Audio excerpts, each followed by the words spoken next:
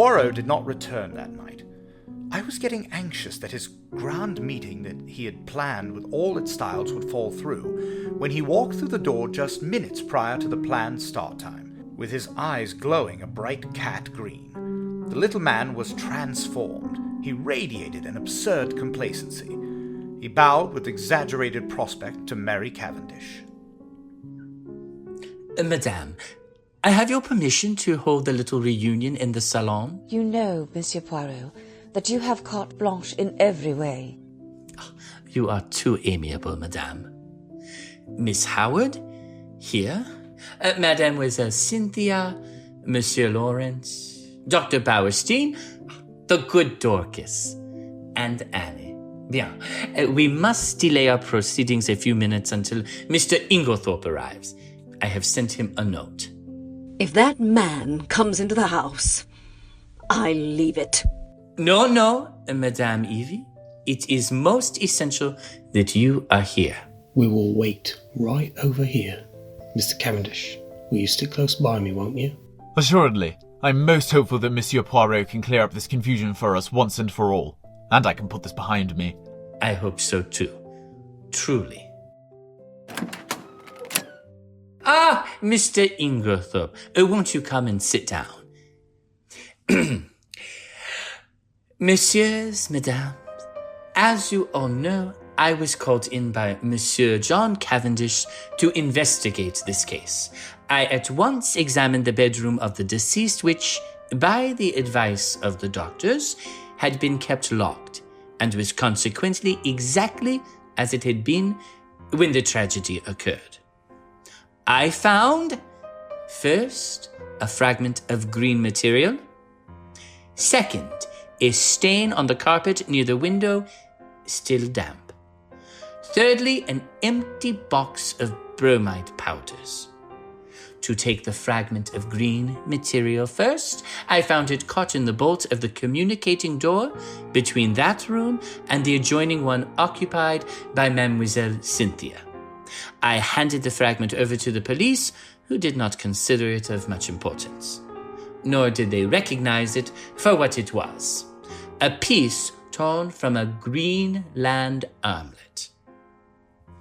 Now, there was only one person at Styles who worked on the land, Mrs. Cavendish. Therefore, it must have been Mrs. Cavendish who entered the deceased rooms through the door communicating with Mademoiselle Cynthia's room.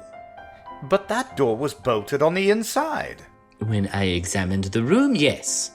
But in the first place, we have only her word for it, since it was she who tried that particular door and reported it fastened. In the ensuing confusion, she would have had ample opportunity to shoot the bolt across. I took an early opportunity of verifying my conjectures. To begin with, the fragment corresponds exactly with a tear in Mrs. Cavendish's armlet. Also, at the inquest, Mrs. Cavendish declared that she had heard from her own room the fall of the table by the bed. I took an early opportunity of testing that statement by stationing my friend, Monsieur Hastings, in the left wing of the building, just outside Mrs. Cavendish's door. I myself, in company with the police, went to the deceased's room, and whilst there I, apparently, accidentally, knocked over the table in question, but found that, as I had expected, Monsieur Hastings had heard no sound at all.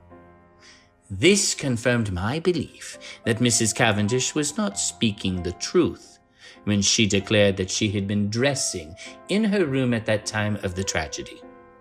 In fact, I was convinced that, far from having been in her own room, Mrs. Cavendish was actually in the deceased's room when the alarm was given.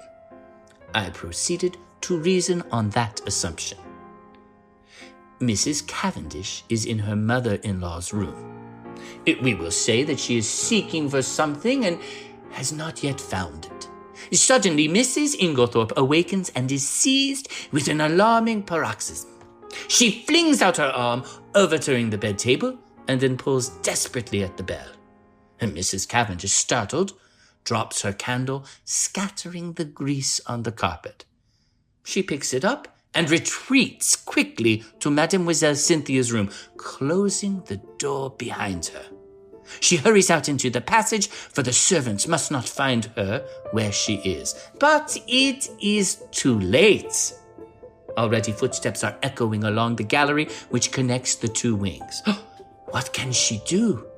Quick as thought, she hurries back to the young girl's room and starts shaking her awake. The hastily aroused household come trooping down the passage. They are all busily battering at Mrs. Inglethorpe's door.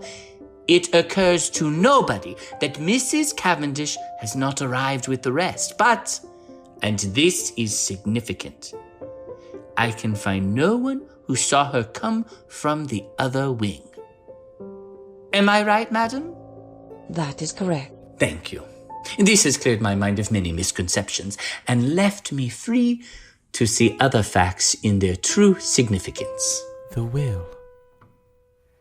Then it was you, Mary, who destroyed the will? No. There is only one person who could possibly have destroyed that will, Mrs. Inglethorpe herself. Impossible. She had only made it out that very afternoon. Nevertheless, mon ami, it was Mrs. Inglethorpe, because in no other way can you account for the fact that on one of the hottest days of the year, Mrs. Inglethorpe ordered a fire to be lighted in her room. The temperature on that day, messieurs, was 80 degrees in the shade. Yet, Mrs. Inglethorpe ordered a fire. Why? Because she wished to destroy something and could think of no other way. You will remember that, in consequence of the war economics practiced at Styles, no waste paper was thrown away. There was therefore no means of destroying a thick document such as a will. The moment I heard of a fire being lighted in Mrs. Inglethorpe's room, I leaped to the conclusion that it was to destroy some important document, possibly a will. So, the discovery of the charred fragment in the grate was no surprise to me.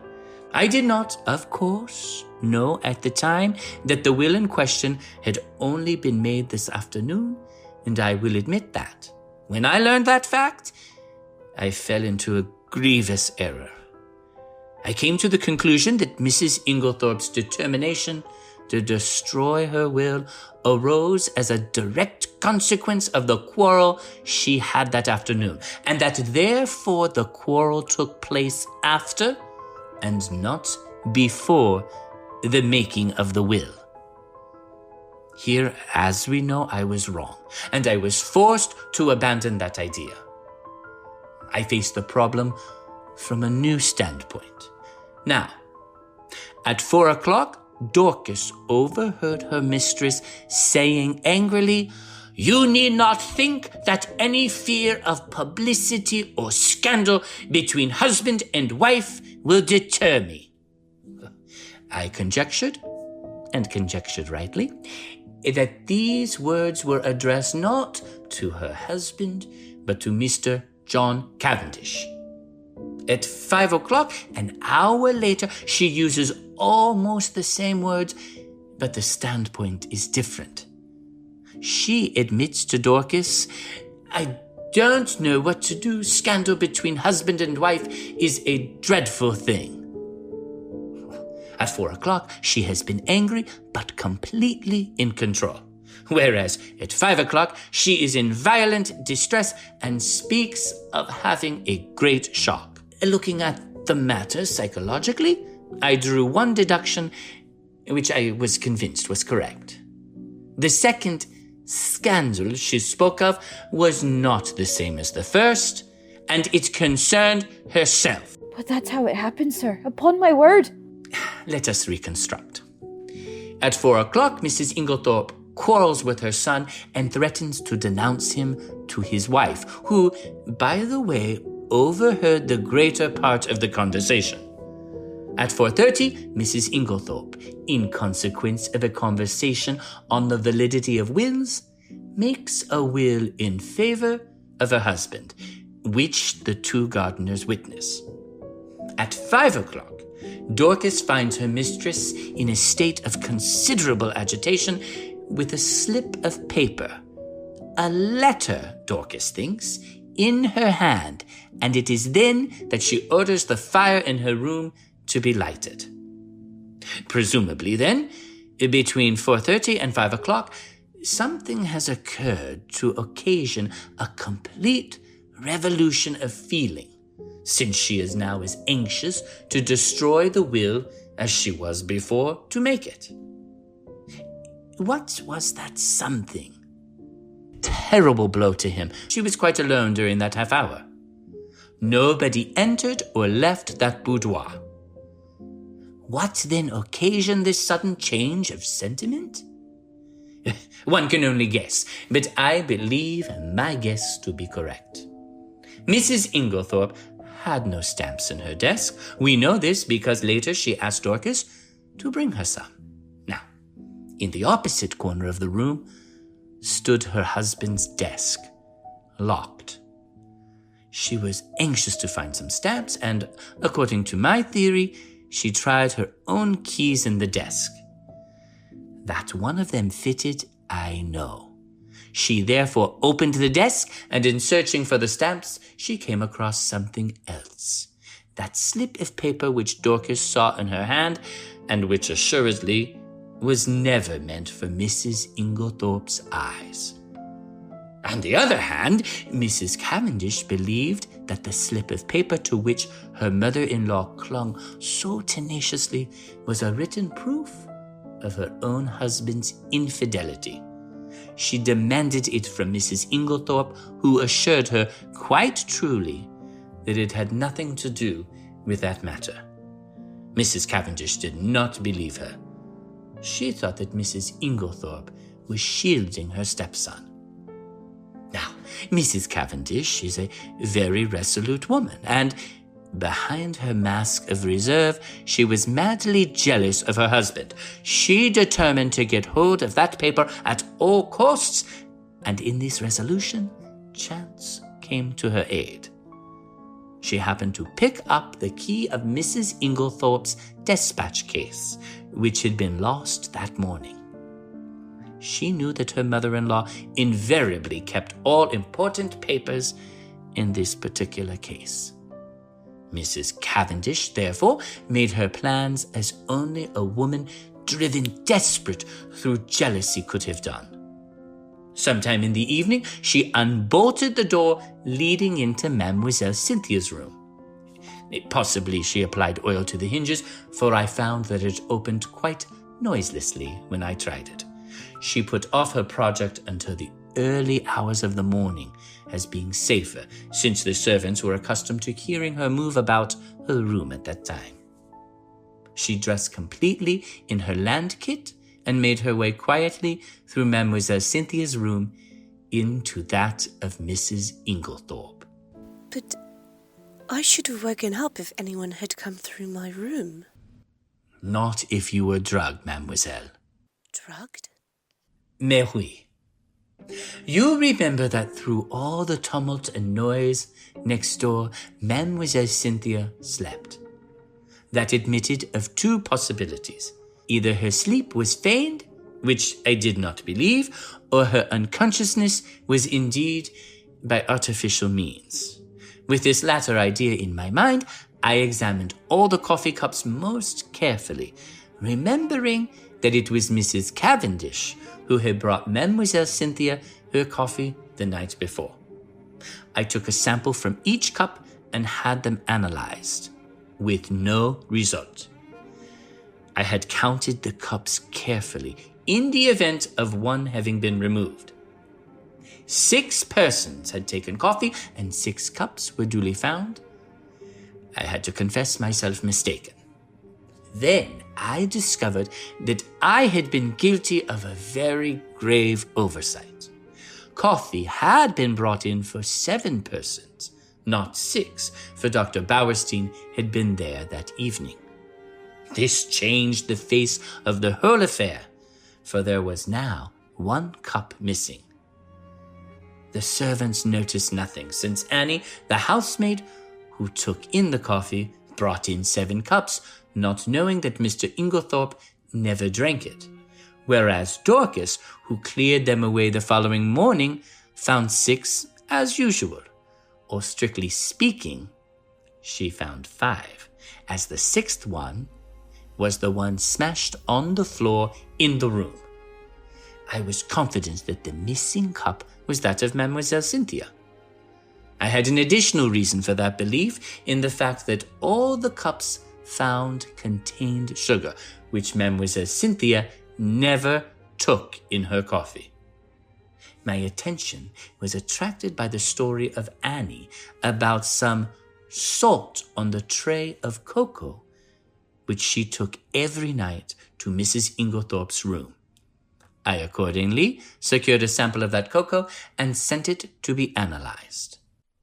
But that had already been done by Dr. Bauerstein. Technically, I only had it analyzed for the presence of strychnine. I did not test for anything else. Exactly. For a narcotic. He did not have it tested as I did for a narcotic. Wait, why are we listening to what Dr. Bauerstein says anyway? He is the one who should be sitting under the scrutiny of Jap. I was released, and respectfully, I was never detained on suspicion of murder, Mr. Cavendish. No, not murder. You see, one has to remember the proximity to the coast. I would never kill anyone. I have other business in your small village, it is true. Things that require my complete discretion, shall we say.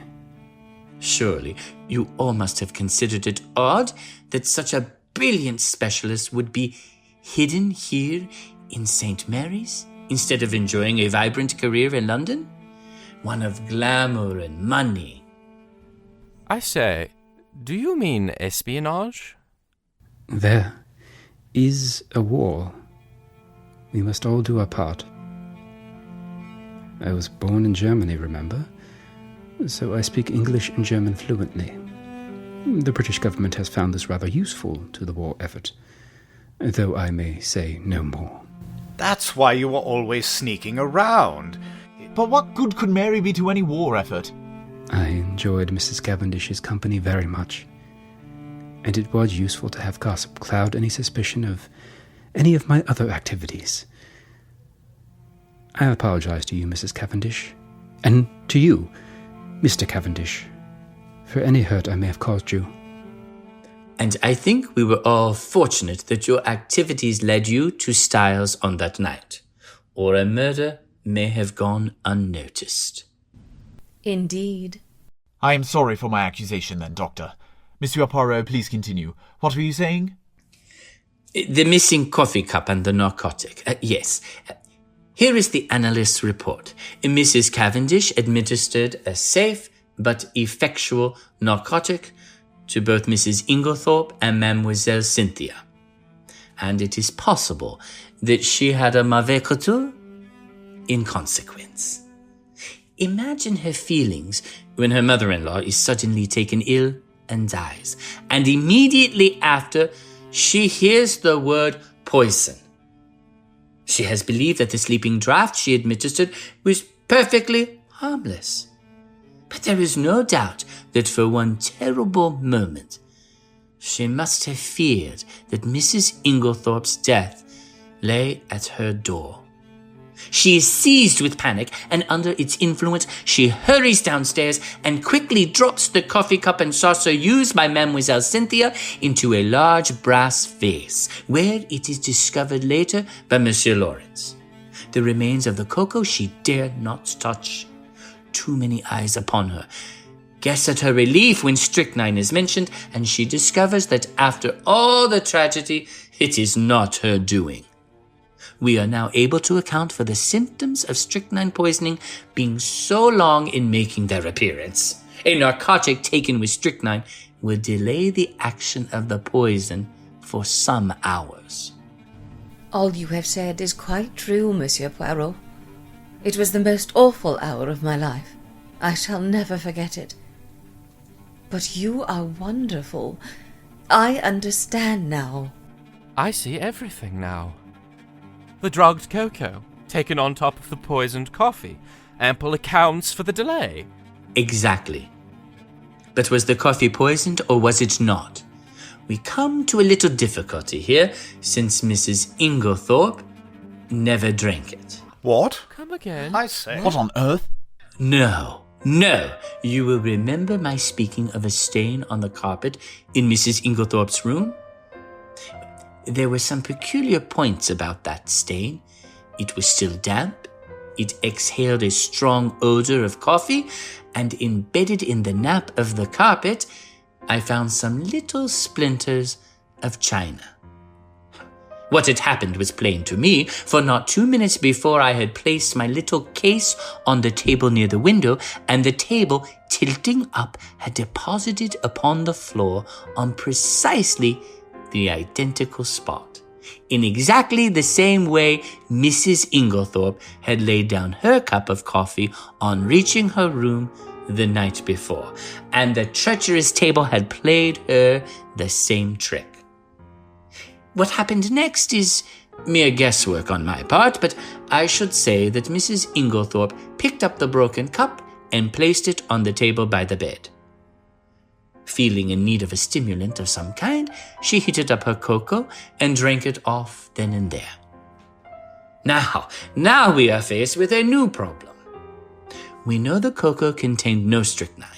The coffee was never drunk, yet the strychnine must have been administered between 7 and 9 o'clock that evening.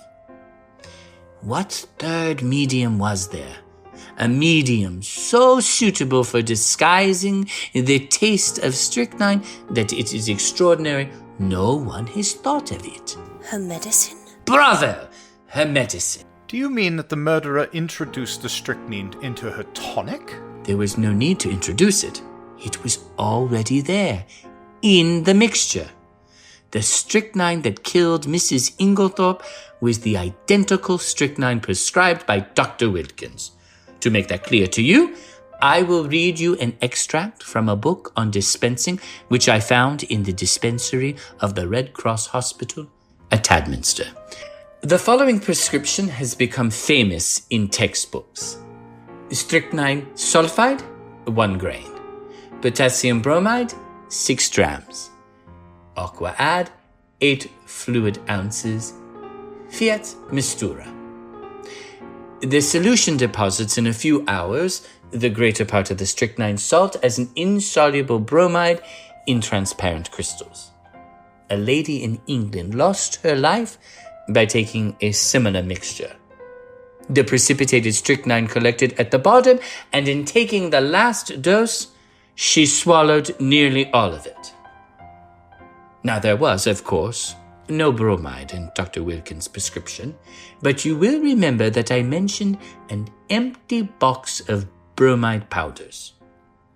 1 or 2 of those powders introduced into the full bottle of medicine would effectually precipitate the strychnine, as the book describes, and cause it to be taken in the last dose. You will learn later that the person who usually poured out Mrs. Inglethorp's medicine was always extremely careful not to shake the bottle, but to leave the sediment at the bottom of it undisturbed. Throughout the case, there had been evidence that the tragedy was intended to take place on Monday evening.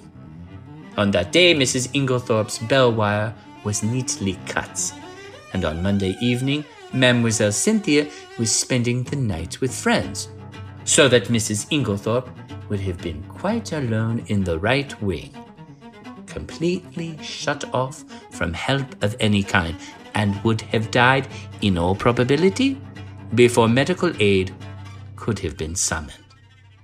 But in her hurry to be in time for the village entertainment, Mrs. Inglethorp forgot to take her medicine, and the next day she lunched away from home, so that the last and fatal dose was actually taken 24 hours later than had been anticipated by the murderer. And it is owing to that delay that the final proof, the last link in the chain, is now in my hands. What are those? 3 strips of paper. Hardly seems worthy getting all worked up about. A letter in the murderer's own handwriting, mes amis. Had it been a little clearer in its terms, it is possible that Mrs. Inglethorpe, warned in time, would have escaped. As it was, she realized her danger, but not the manner of it. Dearest Evelyn, you will be anxious at hearing nothing. It is all right, only it will be tonight instead of last night. You understand. There's a good time coming once the old woman is dead and out of the way. No one can possibly bring home the crime to me. That idea of yours about the bromides was a stroke of genius. But we must be very circumspect. A false step... Here, my friends, the letter breaks off. Doubtless the writer was interrupted, but there can be no question as to his identity. We all know this handwriting, and we know... You devil! Alfie! You bastard! No! How did you get that?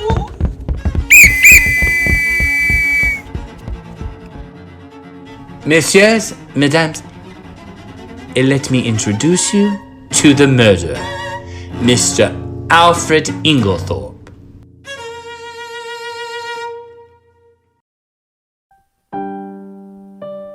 Have to hand it to you, Mr. Poirot.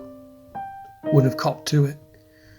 Well, they both gave themselves away there, eh? Apologies to you, Mr. Cavendish. I think you owe Mr. Poirot here a hearty handshake. Well, I'll be seeing you. Poirot, you old devil! How on earth did you know? And what do you mean by deceiving me, us, this way? Yes, Poirot. Out with it. Dorcas, Annie, please fetch us some tea. Yes, ma'am. Monsieur Poirot, I can't thank you enough. So it was Alfred Inglethorpe all along. I never would have thought Evie... Yes, they hated each other. Sometimes hate can disguise itself as something else. Can it? How delightful.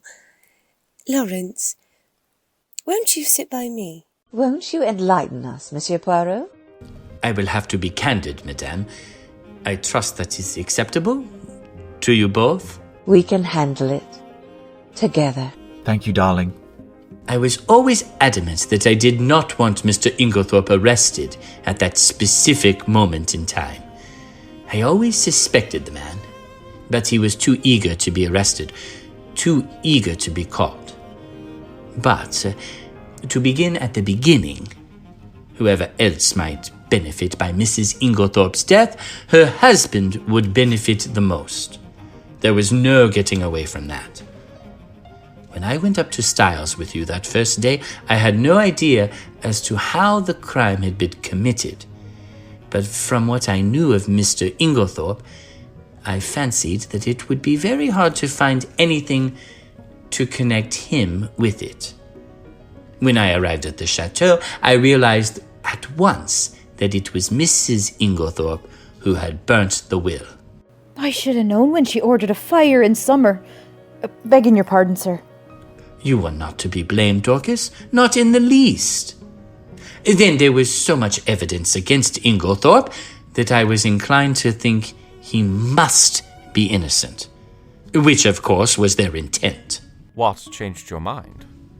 Two things, and my apologies, Madame Cavendish. One, when I interviewed the villagers and found out that it was John who had been seen showing interest in Mrs. Raikes, not Alfred. I am so sorry. We've both been such fools. This is our new start. No apologies. I'm so ashamed. And the more efforts I made to clear him, the more he tried to get himself arrested. But why? It doesn't make sense to... Because, Monsieur Lawrence, it is the law of your country that a man once acquitted can never be tried again for the same offense. Aha! But it was clever, his idea. Assuredly, he is a man of method. See here, he knew that in his position he was bound to be suspected, so he conceived the exceedingly clever idea of preparing a lot of manufactured evidence against himself. He wished to be arrested. He would then produce his irreproachable alibi and, hey, presto, he was safe for life. But I still don't see how he managed to prove his alibi, and he had to go to the chemist shop. Because he did not go to the chemist shop. Then how? Because it was Miss Howard who went to the chemist shop. Evie? But certainly, who else? It was most easy for her. She is of a good height, her voice is deep and manly. Moreover, remember, she and Inglethorp are cousins, and there is a distinct resemblance between them, especially in their gait and bearing. It was simplicity itself. They are a clever pair. Bon, I will reconstruct for you as far as possible. I am inclined to think that Miss Howard was the mastermind in the affair. You remember her once mentioning that her father was a doctor? Possibly she dispensed his medicines for him, or she may have taken the idea from one of the many books lying about when Mademoiselle Cynthia was studying for her exam. Anyway, she was familiar with the fact that the addition of a bromide to a mixture containing strychnine would cause the precipitation of the latter. Probably the idea came to her quite suddenly. Mrs. Inglethorp had a box of bromide powders which she occasionally took at night. What could be easier than quietly to dissolve one or more of those powders in Mrs. Inglethorp's large-sized bottle of medicine when it came from the chemist? The risk is practically nil. The tragedy will not take place until nearly a fortnight later. If anyone has seen either of them touching the medicine, they would have forgotten it by that time. Miss Howard will have engineered her quarrel and departed from the house. The lapse of time and her absence will defeat all suspicion. Yes, it was a clever idea. If they had left it alone, it is possible the crime might never have been brought home to them. But they were not satisfied. They tried to be too clever, and that was their undoing. Go on. They arranged a plan to throw suspicion on John Cavendish by buying strychnine at the village chemist and signing the register in his handwriting. On Monday, Mrs. Inglethorp will take the last dose of her medicine. On Monday, therefore, at 6 o'clock, Alfred Inglethorp arranges to be seen by a number of people at a spot far removed from the village.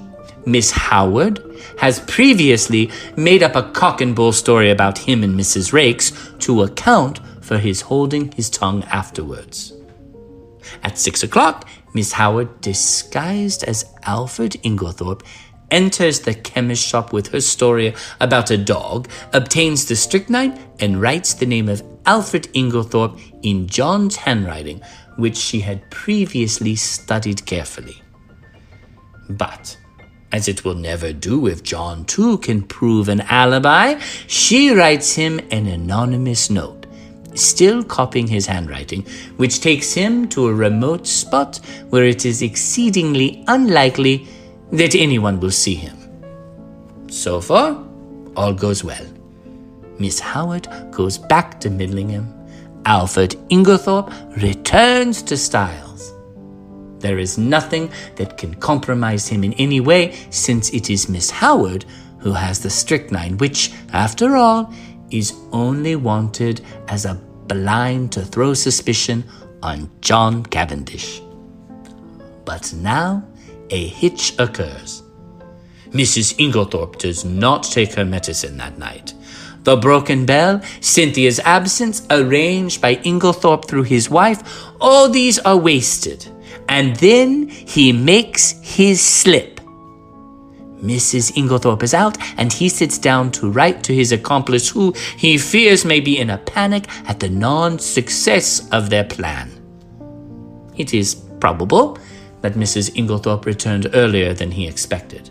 Caught in the act, and somewhat flurried, he hastily shuts and locks his desk.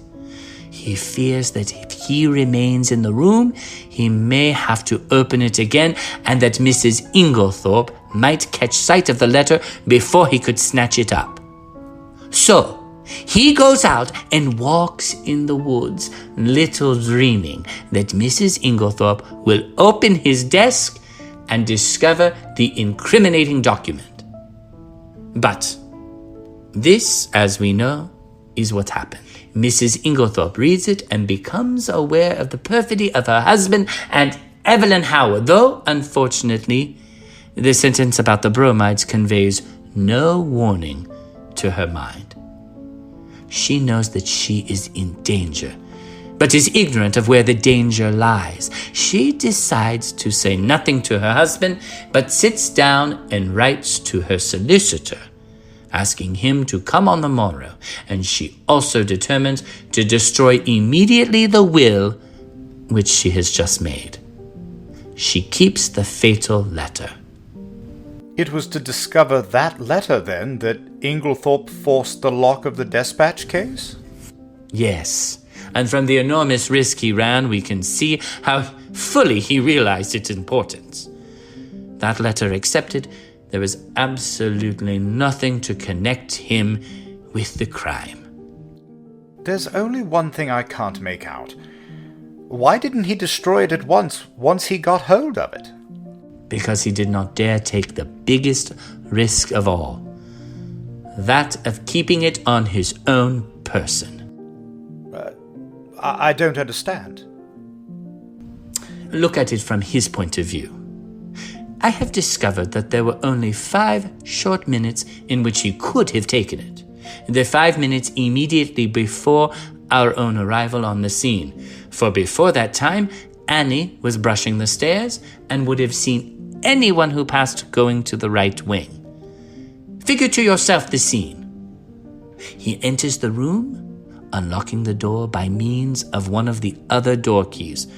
They were all much alike. He hurries to the dispatch case. It is locked, and the keys are nowhere to be seen.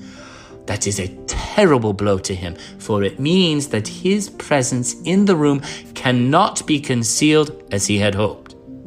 But he sees clearly that everything must be risked for the sake of that damning piece of evidence. Quickly, he forces the lock with a penknife and turns over the papers until he finds what he is looking for. By now, a fresh dilemma arises. He dare not keep that piece of paper on him. He may be seen leaving the room. He may be searched. If the paper is found on him, it is certain doom. Probably at this minute, too, he hears the sounds below of Mr. Wells and John leaving the boudoir. He must act quickly. Where can he hide this terrible slip of paper? The contents of the wastepaper basket are kept, and in any case, are sure to be examined. There are no means of destroying it, and he dare not keep it. He looks round the room, and he sees... What do you all think? In a moment, he has torn the letter into long, thin strips, and rolling them up into spills, he thrusts them hurriedly in amongst the other spills in the vase on the mantelpiece. No one would think of looking there, and he will be able, at his leisure, to come back and destroy this solitary piece of evidence against him. Then, all the time, it was in the spill vase in Mrs. Inglethorpe's bedroom, right under our very noses. Yes, mademoiselle. That is where I discovered my last link, and I owe that very fortunate discovery to my dear friend and partner, Hastings. To me? Yes. Do you remember telling me that my hand shook as I was straightening the ornaments on the mantelpiece? Yes, but I don't see how... No, but I saw. Do you know, my friend, I remembered earlier in the morning, when we had been there together, I had straightened all the objects on the mantelpiece. And if they were already straightened, there would be no need to straighten them again, unless, in the meantime, someone else had touched them. Ah, so that is the explanation of your extraordinary behavior. You rushed down to Styles and found it still there? That's why you forgot your hat. Yes, and it was a race for time. But I still can't understand why Inglethorpe was such a fool as to leave it there when he had plenty of opportunity to destroy it. Ah, but that is where all of you helped me. You all had your eyes open like hawks. With 10 amateur detectives assisting, he had no privacy or time. Couldn't Evie have helped him, since she was his accomplice? Ah, but Miss Howard did not know of the existence of the papers. They were supposed to be deadly enemies, and until you, John, were safely convicted, they neither of them dare risk a meeting. When did you suspect Evie? When I discovered that she had told a lie at the inquest about the letter she had received from Mrs. Inglethorpe. What lie? The letter. The one she read. Do you recall its appearance? More or less, I think. You will recollect, then, that Mrs. Inglethorpe wrote a very distinctive hand and left large, clear spaces between her words. But if you look at the date at the top of the letter, you will notice that July 17th is quite different in this respect. Do you see what I mean? That letter was not written on the 17th, but on the 7th, the day after Miss Howard's departure. The one was written in before the 7 to turn it into the 17th. Why? That is exactly what I asked myself. Why does Miss Howard suppress the letter written on the 17th and produce this faked one instead? Because she did not wish to show the letter of the 17th.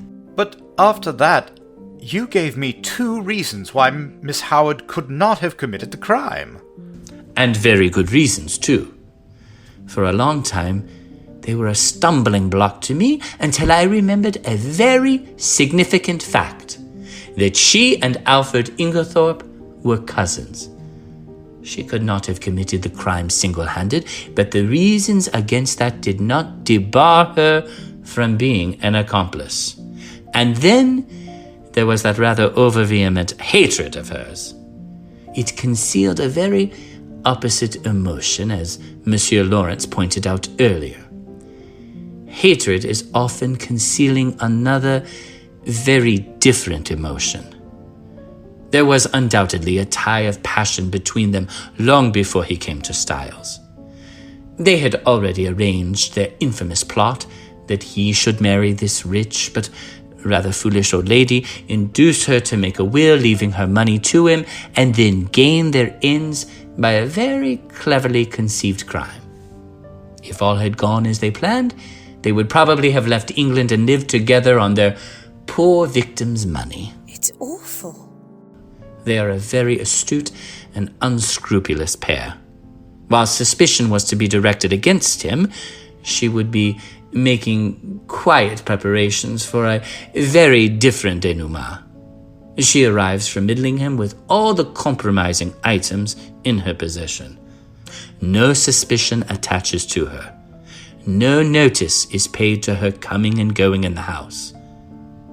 She hides the strychnine and glasses in John's room. She puts the beard in the attic. She will see to it that sooner or later they are duly discovered. I don't quite see why they tried to fix the blame on you, John. It would have been much easier for them to bring the crime home to Lawrence. No offense, old chap. None taken. Yes, but that was mere chance. All the evidence against Lawrence arose out of pure accident. It must, in fact, have been distinctly annoying to the pair of schemers. I didn't realize how suspicious I was making myself out to be. Sometimes we go to great lengths to protect those we care about, mon ami. What does he mean, Lawrence? He was protecting someone I suspected myself at first. Someone with access to poisons, who had made up the bromide powders and who, Dorcas informed us, was excellent at impression and theatrics. I would never imply such... You thought it was me? He did, mademoiselle. He almost went to the docks to protect you. Oh. How wonderful. I'm sorry, Cynthia, for doubting you. Monsieur Poirot, I did tell one lie. When I entered the mater's room and saw over her body that Cynthia's door was unbolted. You also crushed the coffee cup because you knew she had gone up with it in your mother's room the night before. And then you beat your chest protesting natural causes to all who would listen. But you were so mean to me. I thought you were in love with John. I was hurt. John? But what about the extra coffee cup? I lied about that, too. I thought if I found it, it would prove Cynthia wasn't the killer. I'm so sorry to have been such an ass. To all of you. What about the mater's last words? They were what we first suspected them to be, an accusation against her husband. I'll be damned. Monsieur Poirot, you've literally saved our lives. We can't thank you enough. I am forever in your debt. As I walked with Poirot away from Styles, and we turned the proverbial page on this case, I glanced back. Mary Cavendish was staring adoringly into the face of her husband, and he gazed equally adoringly into her face. Cynthia was chatting to Lawrence, and he smiled into her eyes. I sighed. Never mind, mon ami. We shall hunt again. I am certain this is just the start of our adventures together. And there will be other women you can save as well. Poirot, I don't know what you mean. But my dapper little friend merely smiled into his moustache and turned away, with a satisfied bounce in his step. Thank you for listening to Murder in Your Ear. We appreciate you. To receive access to specialized content and to continue to support our quality programming, we invite you to visit our brand new Patreon site at www.patreon.com/murderinyour-ear. That's www.patreon.com/murderinyour-ear. And, as always, find us on Facebook and Instagram at NRM Performance and Twitter at Murder Ear.